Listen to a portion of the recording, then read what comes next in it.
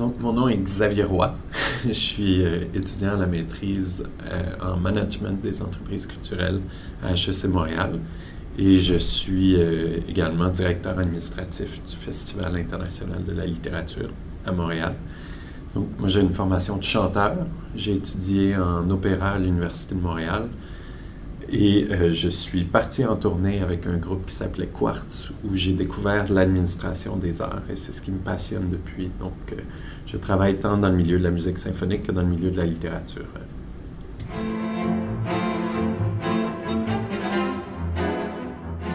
Le DPMQ, c'est un groupe de recherche qui pose des questions très pertinentes en ce moment sur comment renouveler les publics, comment développer les publics hors des normes habituelles. Et moi, c'est une problématique qui m'intéresse. Je fais d'ailleurs mon travail de maîtrise un peu sur cette thématique-là. Et non, je trouvais que c'était une belle opportunité de réfléchir à des problématiques importantes.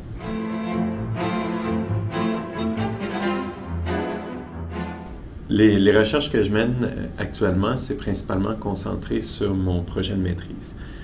Je pose la question assez simple, mais assez fondamentale. Est-ce que la manière d'allouer le financement public en production dans le milieu de la musique savante, donc contemporaine, classique, de chambre, ancienne, est la meilleure manière pour les organismes de développer des publics?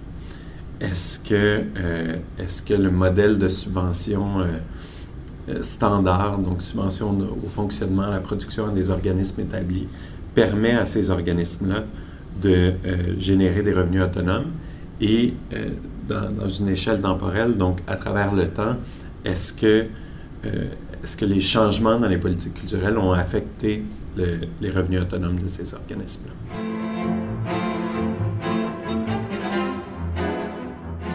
Ma recherche est importante parce qu'elle questionne les modèles de subvention qui sont établis depuis plusieurs années. Et j'aborde aussi dans le travail la question de la suroffre. Donc, est-ce que le fait de financer un plus grand nombre d'organisations avec des plus petits montants n'entraîne pas tout simplement une suroffre? Et si oui, l'offre est augmentée dans le marché, est-ce que le public augmente ou est-ce que le public est divisé entre une offre qui est de plus en plus grandissante? Donc, ça rejoint assez directement la problématique du développement de public.